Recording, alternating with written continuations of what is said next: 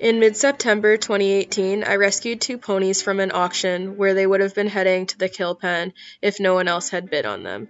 One of the ponies I got was a 13-hand Pinto pony. I knew nothing about him other than the fact that he was a gelding and was supposedly 12 hands tall.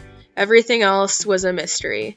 When he arrived after a 13-hour trailer ride, we realized quickly that he had never been handled and was very, very nervous of people. Because he was so scared of people, it was hard to get anywhere near him, and if we tried too hard, he would get aggressive with us. Even trying to feed him treats was a stress-inducing experience. He was really afraid and wouldn't take a treat from our hand at first, and would get aggressive if hands came too close to him.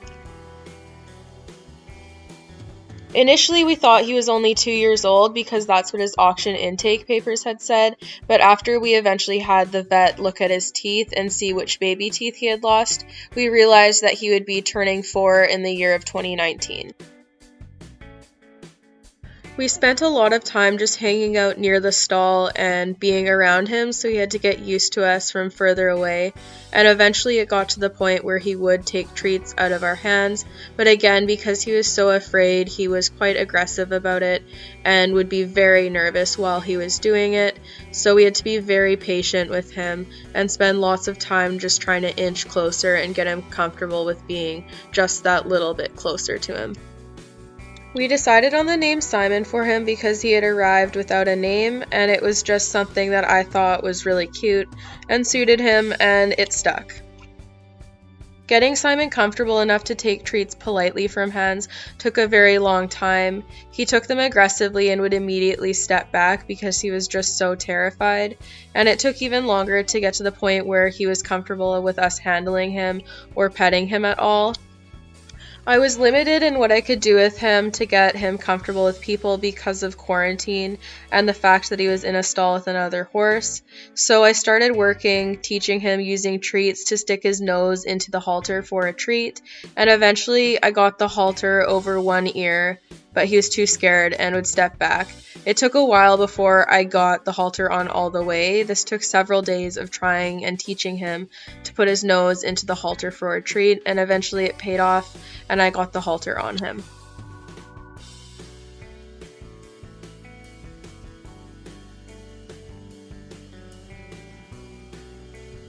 After he was done quarantine, things got a lot easier because he moved to a paddock next to the round pen, so I could build a chute to get him into the round pen, and then I would work with him in there. So from there, I started teaching him how to be comfortable with people nearer to him, and I started the basics of halter breaking him. Once he was kind of halter broke, I turned him out with the rest of my horses in a larger field, but the problem was he didn't want to be caught at this point, so I started a routine of feeding him soaked hay cubes for breakfast and dinner, and just standing there and petting him while he ate to try to get him used to having people around him and associate us with something positive. Eventually, with repetition of positive experiences, Simon began to trust people and became easy to catch and easier to handle, so I started teaching him the basics for saddle breaking. When I saddled him for the first time, Simon was awesome. He had really no reaction at all to wearing a saddle or a bridle for the first time, and took it way better than what I could have ever expected.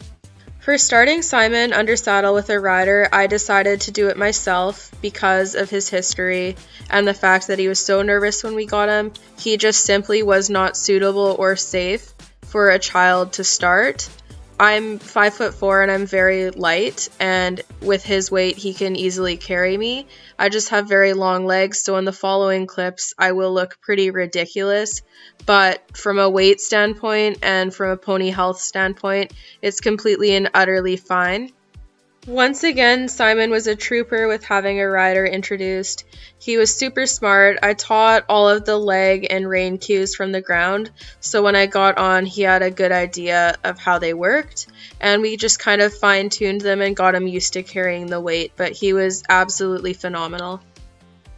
For the first several rides, I rode Simon with the reins attached to a rope halter while he wore the bridle with the bit so that he could get used to the bit. But I teach all of my rein cues with the bitless at first before showing them the bit. and I find that this works best in my experience. So that's what I did with him. In most of these first few clips, he's being ridden bitless while wearing a bit over top.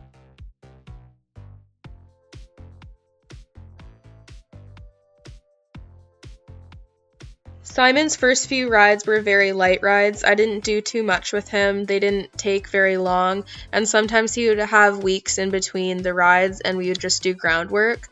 So over the course of these clips, there can be some gaps time-wise in between them.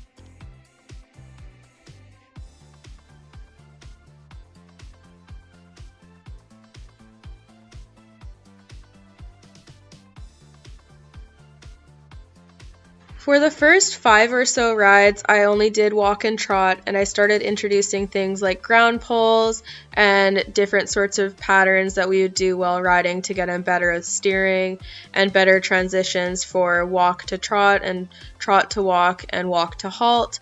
Just everything to kind of put in place so that he was responsive and understood my leg and hand well before I asked him to canter.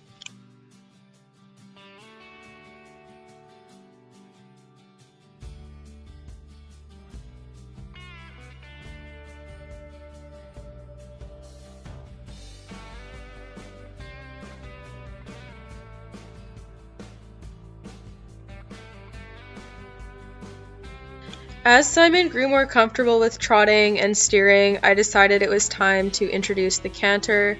I had introduced having the reins attached to the bit briefly before this, but switched them back to being attached to the halter for his first time cantering, so that he wasn't having too many new things at once. And once again, while he was fast and he kind of scooted his bum underneath of him to get into the canter, he was very, very good and took it very, very well. I have been so impressed with how he has been to start under saddle, and it's just amazing to realize how far he has come from the terrified pony that I got from the kill pen.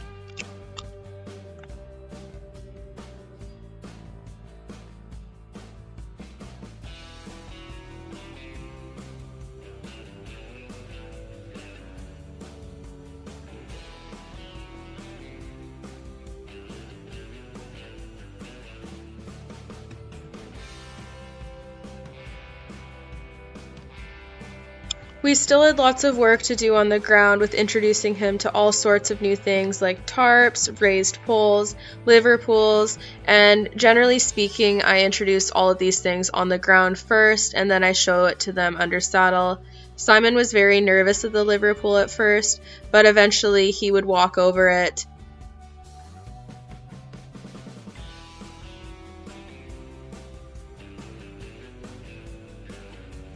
When the snow came, which was in late January, early February for British Columbia, we mostly just did groundwork. There wasn't really an awful lot of riding to do because it was too snowy and we only had an outdoor. So most of what we did over the course of that month was just playing on the ground with Simon and developing a better bond.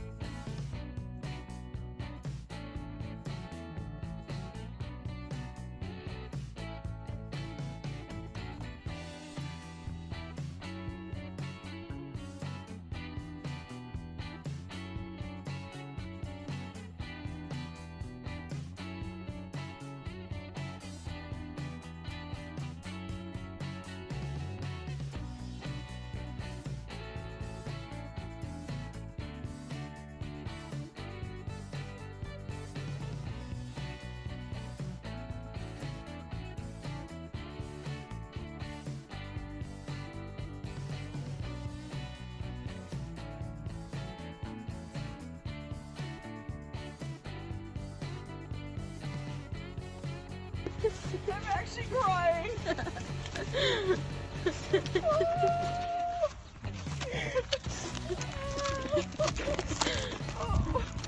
Just watch out.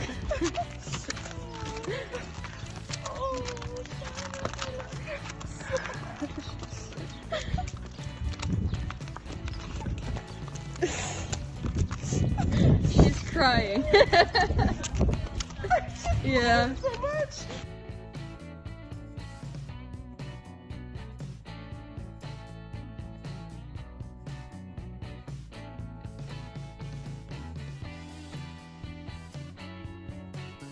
Now, 6 months after Simon's rescue, he is a completely different horse. He comes to the gate to be caught, he wants to be around people, and he's almost too much in the way now, always wanting to be in everybody's business and always wanting to be the center of attention. He has become a lovely and rideable young pony, and while he is still green, he is so sensible and just so much fun to work with.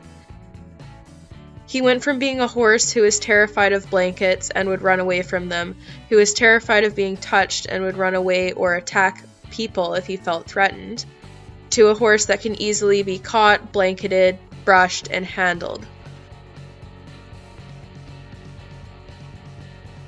The aggressive and mean horse of the past that wanted nothing to do with people is long gone, and it's honestly amazing to look back and realize just how different he was when I got him, because back then I was really worried that he wouldn't come around in the manner that he has, and I was really worried about the aggression and just all of the things that we had going against us. So looking how far he's come and how lovely he is just makes me so happy for his future, and it's just so hard to think about the fact that he almost ended up on the meat truck going to slaughter.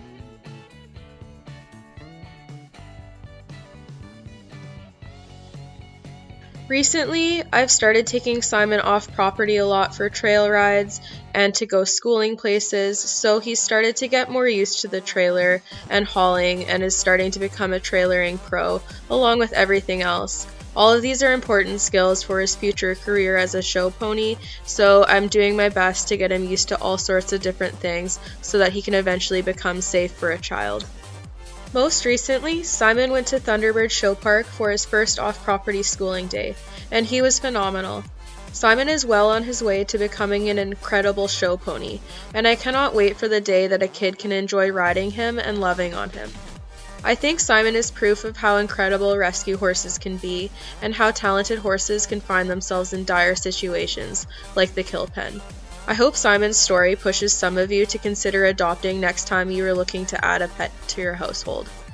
While some may be as much work as Simon, there are also lots of well-adjusted, lovable animals available for adoption or needing rescue that have less baggage than Simon did. I hope you all keep an eye out for Simon and his journey as a show pony. Who knows, maybe one day a slaughter rescue will be taking titles at huge shows like Pony Finals. Simon certainly has big dreams. Thank you for all of the love and support you have given me on this channel and for supporting what I do with rescue horses through viewing my videos and sharing them. The money that comes from YouTube has allowed me to do lots like rescue these 2 ponies and continue rehabbing them and plan to do more in the future. I really appreciate all of you guys.